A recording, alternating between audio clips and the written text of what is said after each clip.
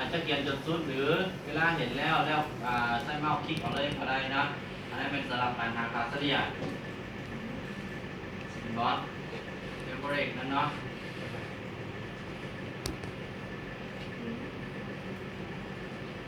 หลังจากโค้ดเลือกแล้วมันจะมีเปิดวงเล็บคือไทยเนาะ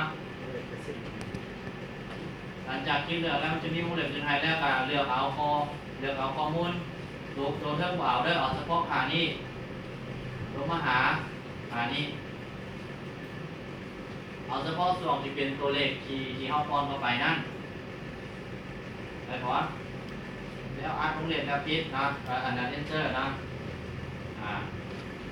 จะยาวมาแบบนี้แล้วเขาก็จะเลือกเฉพาะตัวนี้ตัวนี้นะและอัดวงเล็บได้พอแล้ว enter แล้วจะได้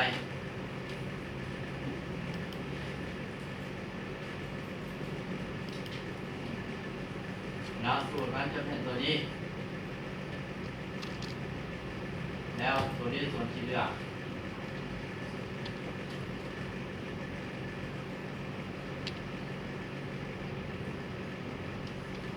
ไอ้บอส